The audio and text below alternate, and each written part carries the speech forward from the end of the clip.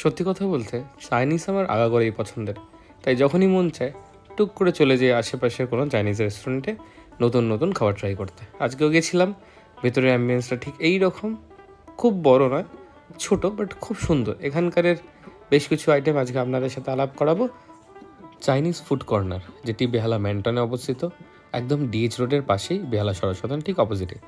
এটা হলো half plate chicken হাক্কা noodles, যেখানে ওনারা ডিম মানে এগ আর চিকেন উভয়ই দিয়ে থাকেন।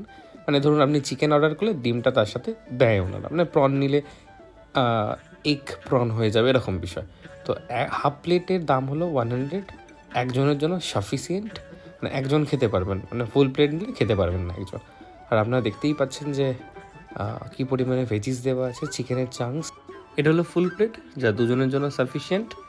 আর তার সাথে নিয়ে নিয়েছিলাম চিলি ফিশ, যার ঠিক গ্রেভিটা এইরকম দেখতে, আর সাইজগুলো আপনারা দেখতেই পাচ্ছেন।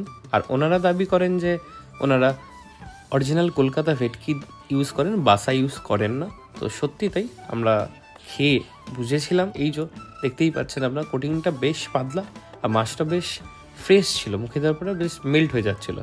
আর আপনারা যারা খেয়েছেন এখানে অবশ্যই জানান কমেন্টে আপনাদের কেমন লেগেছে এবং কোয়ান্টিটি সম্পর্কে। আর যারা খাননি অবশ্যই যান, কেন যান এর পরের বিষয়টাতেই বুঝতে পারবেন। এবারে কাজ হলো মুখের।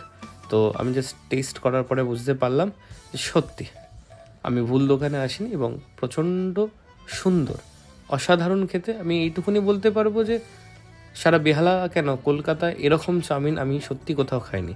আপনারা আসলে একবারটি খান, খেলেই বুঝতে পারবেন। না খেয়ে অবশ্যই কমেন্টে জানাবেন যে আপনাদের কেমন লাগলো। পরিমাণ, কোয়ান্টিটি, পয়সা দুটোই মানে উসুল হয়ে যাবে আর কি।